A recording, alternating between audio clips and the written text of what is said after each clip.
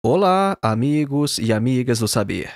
Neste episódio de hoje, vamos apresentar uma das biografias mais interessantes de toda a história da filosofia. Trata-se da vida do filósofo e teólogo medieval Pedro Abelardo e também de sua eterna amante, Heloísa. Os acontecimentos que vamos narrar neste episódio aconteceram no século XII e, por ser parte da filosofia medieval, infelizmente não são tão estudados quanto outros períodos da filosofia, o que eu acho um erro, porque a filosofia medieval é um importante capítulo da história da filosofia, tanto no que diz respeito ao seu conteúdo, quanto no que diz respeito às vidas dos filósofos. Quando eu visitei Paris, cerca de 2 anos atrás, eu fiz questão de ir ao cemitério para conhecer o túmulo no qual Pedro Abelardo, o filósofo de nosso episódio de hoje, está enterrado desde 1142. E a história que nós vamos apresentar hoje diz respeito a um amor proibido que teve consequências trágicas, sem paralelo na história da filosofia. E por isso essa história foi também adaptada para um filme que nós vamos indicar ao final deste episódio. Então vamos lá, acompanhe.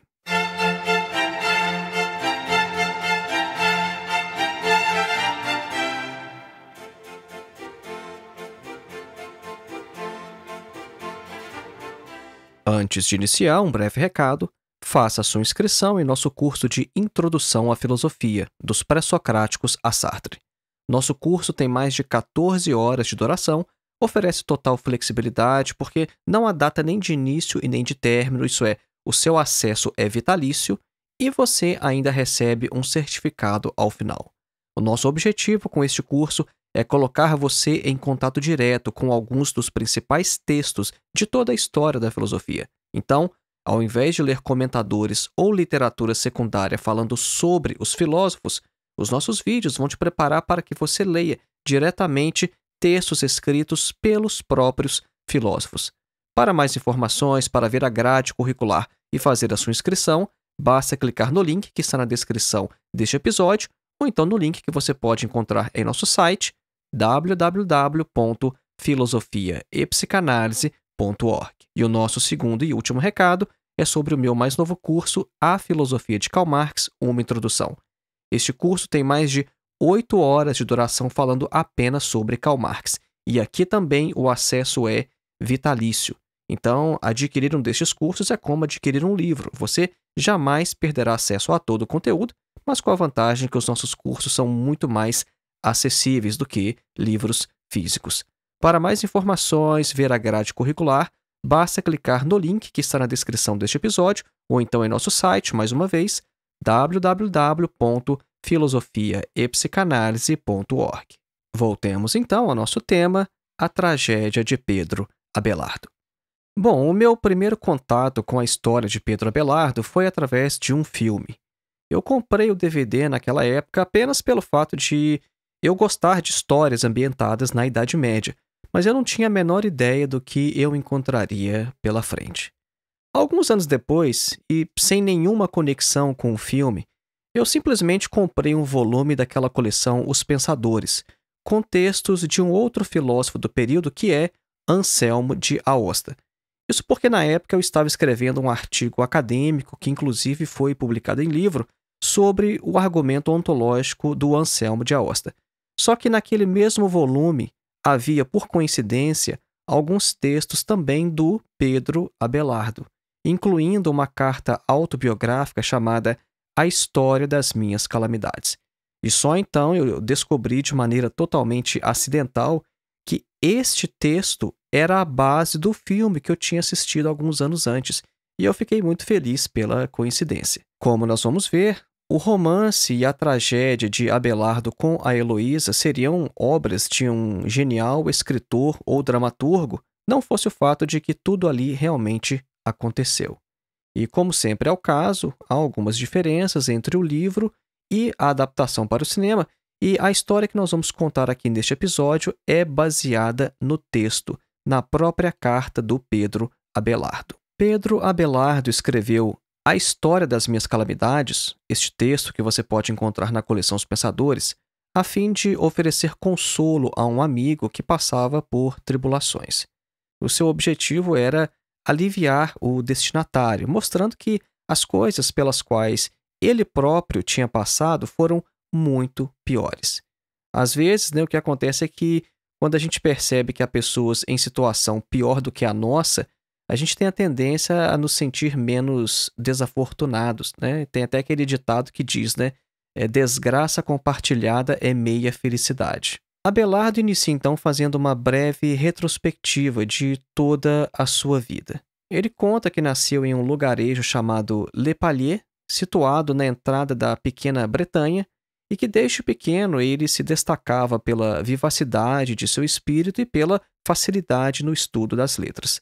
O seu pai, antes de se tornar soldado, foi um pouco versado nas letras, como diz o próprio Abelardo, de modo que isso levou o pai a instruir os filhos nos livros mesmo antes dos exercícios militares. Dentre as disciplinas da filosofia, as principais para Pedro Abelardo eram a lógica e a dialética, de modo que ele passou a travar debates onde quer que passasse, e a facilidade e a destreza com que ele o fazia encantava a todo mundo. Quando chegou a Paris, ele se tornou discípulo de Guilherme de Champeaux, um professor que já gozava de certa fama e autoridade na arte da dialética. Então, Abelardo, ciente de suas próprias capacidades e impulsionado talvez pela típica arrogância juvenil, porque jovens e adolescentes tendem a ser muito arrogantes, ele tentava refutar as opiniões de seu mestre, o que causava indignação até mesmo dos seus colegas. E como resultado, Abelardo passou a ser perseguido e foi expulso da escola. Na mesma época, havia outro mestre que também já tinha uma grande reputação, e este era Anselmo de Laon. Abelardo então foi estudar com ele, mas logo percebeu que a fama deste Anselmo de Laon vinha mais pelo acúmulo de experiência do que por um brilhantismo natural. E a relação entre ambos foi se desgastando à medida que o Abelardo se destacava, de modo que este Anselmo também passou a perseguir o Abelardo, e então ele teve que deixar este segundo mestre. Retornando então agora para Paris, o filósofo francês finalmente triunfou. Ele foi admitido como professor no colégio onde havia sido expulso, e as suas aulas eram frequentadas por um grande número de alunos. Agora, o sucesso fez com que o filósofo se afastasse daquele estilo de vida que, segundo ele, deveria ser o de um filósofo ou cristão. Ele conta que nunca gostou de prostitutas, por exemplo, e que também se mantinha retraído do convívio com mulheres nobres, mas uma jovem iria mudar para sempre a sua história. Como conta o próprio Abelardo, havia em Paris uma mocinha chamada Heloísa, muito versada nas ciências das letras e sobrinha de um cônego de nome Fulberto. A erudição da jovem era incomum para as mulheres da época. Heloísa era dona de um espírito agudo, uma mente brilhante, e sua fama logo correu por todo o reino. Abelardo se interessou por ela e buscou uma forma de se aproximar. Tendo em vista o prestígio de que Abelardo já gozava como professor, a sua boa aparência e também sua juventude, o filósofo considerou que ele não seria repelido por qualquer mulher a quem ele dignasse favorecer com o seu amor. Então, Abelardo resolveu investir em Heloísa. Eles se corresponderam inicialmente através de cartas, o que lhes permitiu tocar em assuntos que não teriam coragem se estivessem frente a frente.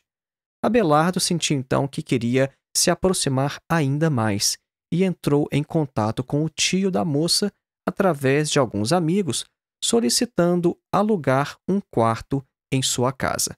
A desculpa era que, assim, ele ficaria mais próximo da escola onde lecionava e que sua sobrinha também se beneficiaria deste acordo, porque ela teria então aulas particulares com um dos mais respeitados professores de Paris.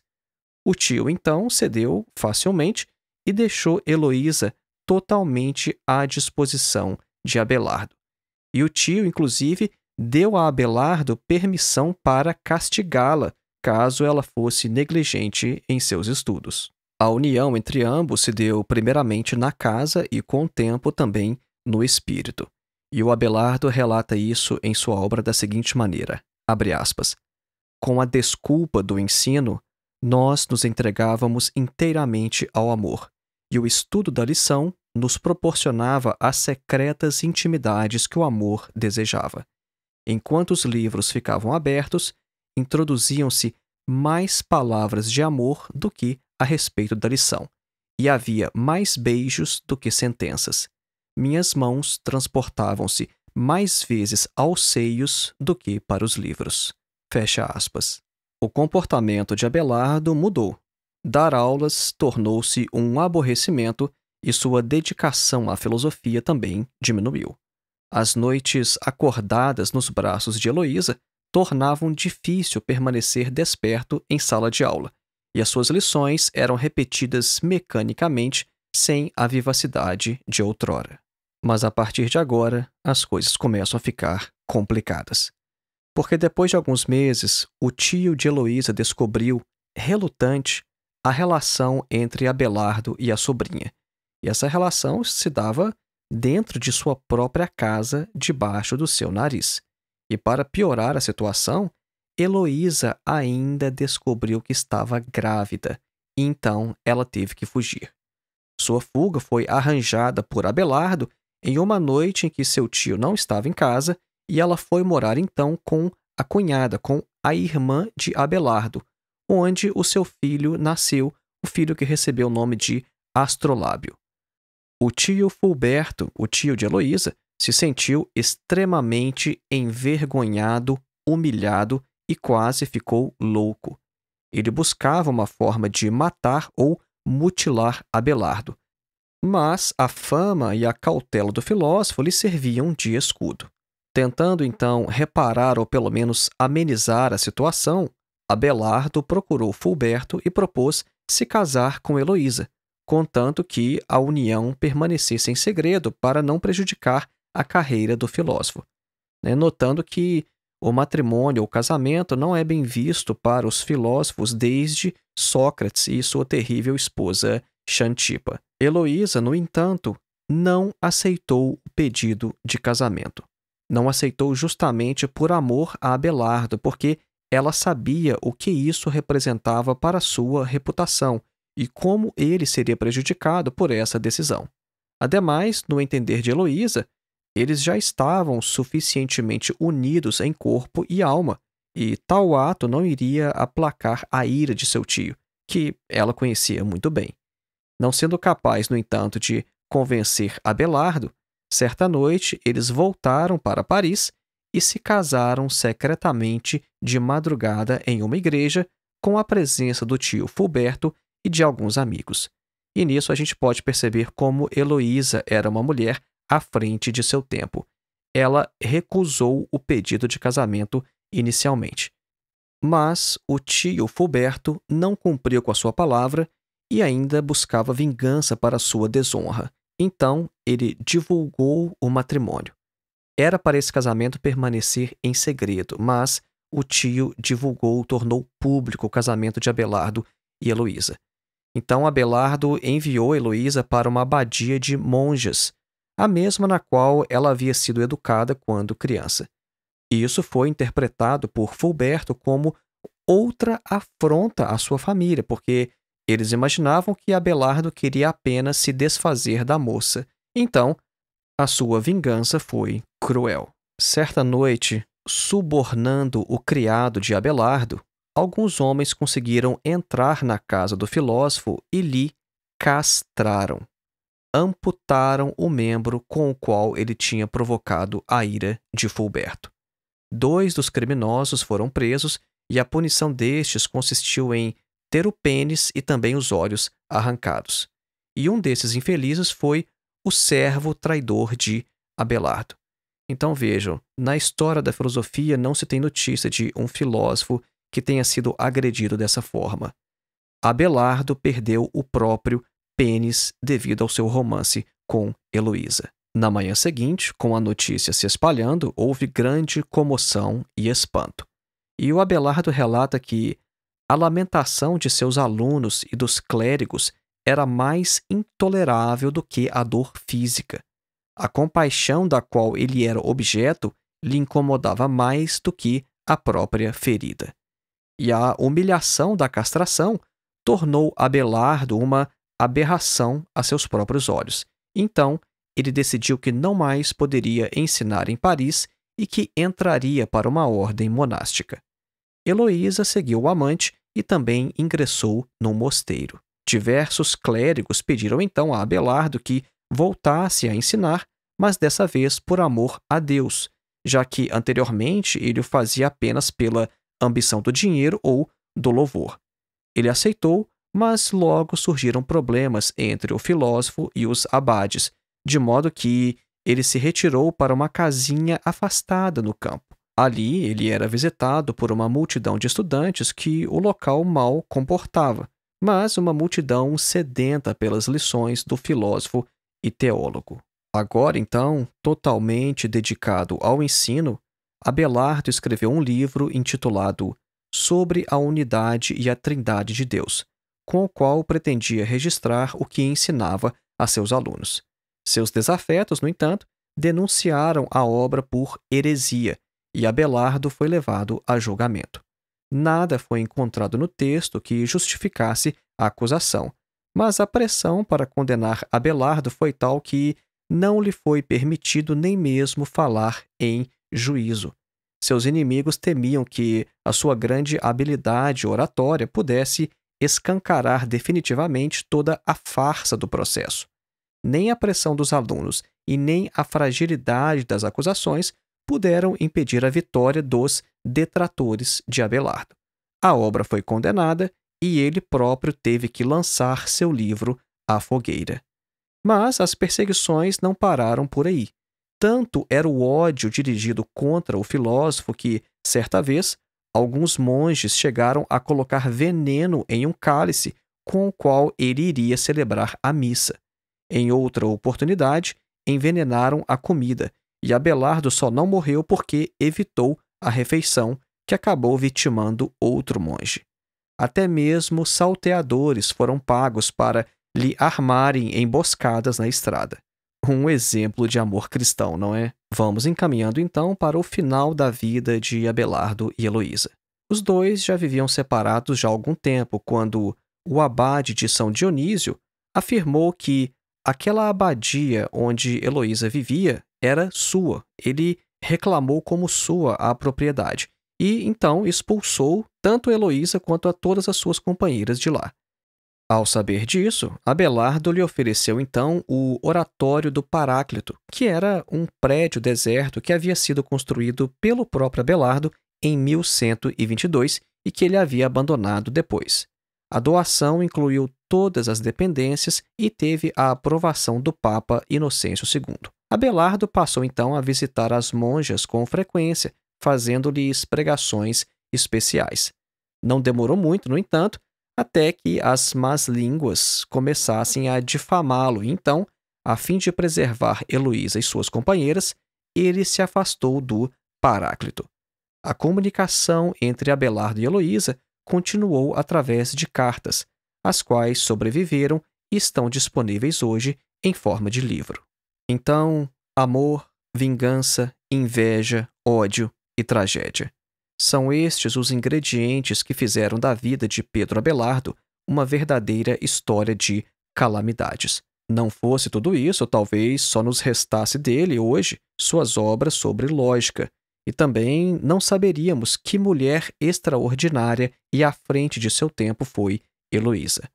A relação entre ambos foi um exemplo do verdadeiro amor platônico, isso é, de um amor que é também carnal, erótico, inspirado por Eros em todos os seus momentos e no qual um amante melhora a alma do outro através da filosofia, através do amor ao saber.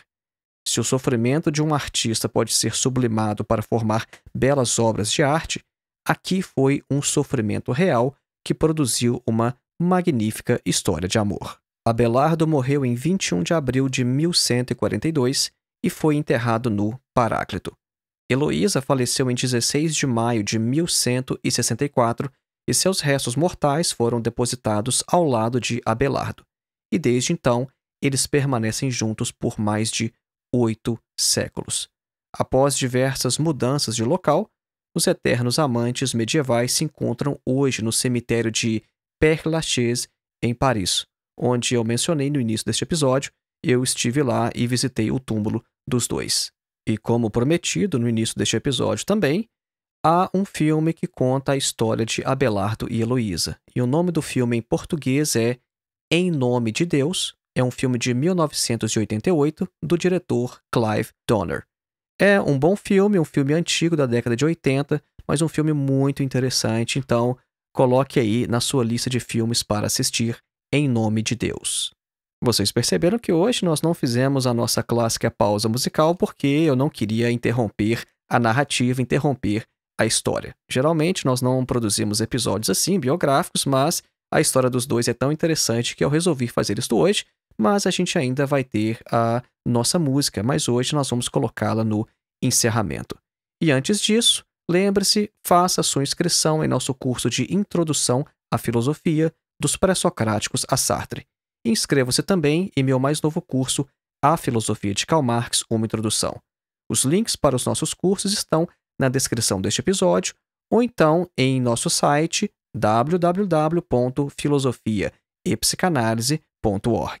E você também pode contribuir com este trabalho sendo um de nossos apoiadores através da plataforma Apoia-se, ou então fazendo qualquer contribuição através de nossa chave Pix, que é o nosso endereço de e-mail, filosofiavermelha@gmail.com.